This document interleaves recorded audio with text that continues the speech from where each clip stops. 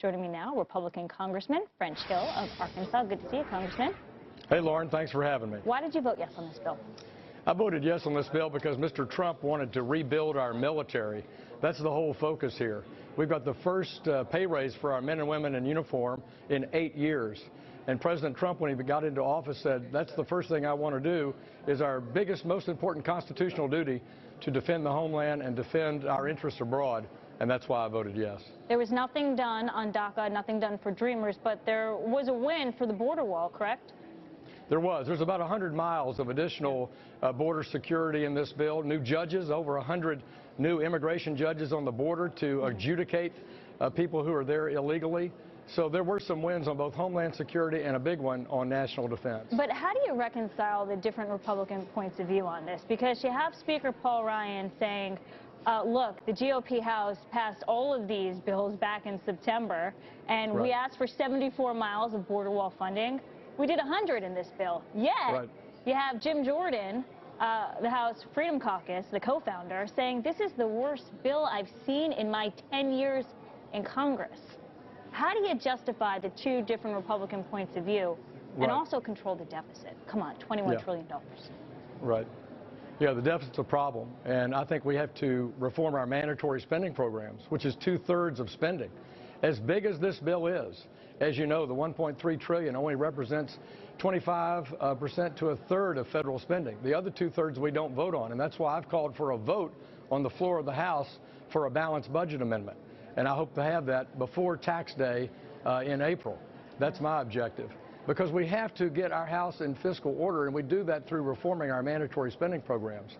The time for Mr. Trump to have negotiated harder was back when this deal was agreed to between the White House, the Senate, and the House a month ago.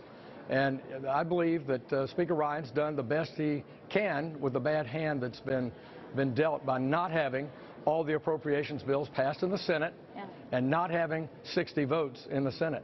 I'm going to venture that you read War and Peace. I don't think you read it twice. You would have had to read it twice in order to read all 2,300 pages in this bill. So my questions for you are, is it fair? Do lawmakers have enough time to go through this?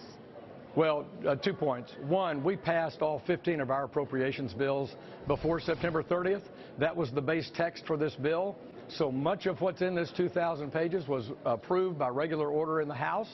But no, we didn't have enough time to study the bill like we should. And again, I fought the process of the House and Senate not having a good, defensible appropriations process that gets done on time. That's what we need. And President Trump can help there by demanding that the Senate next year pass a budget and pass the appropriations bills on time. What happens in the Senate in the next few hours? Does the government shut down 12:01 a.m. Saturday morning?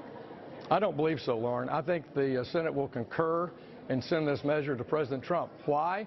Because this was the big picture deal that Mr. Trump and Senate and House leaders negotiated about a month ago. So I think we will avoid a government shutdown. All right, but it's going to be a close call because when it will be. It's always a close call. It's Washington.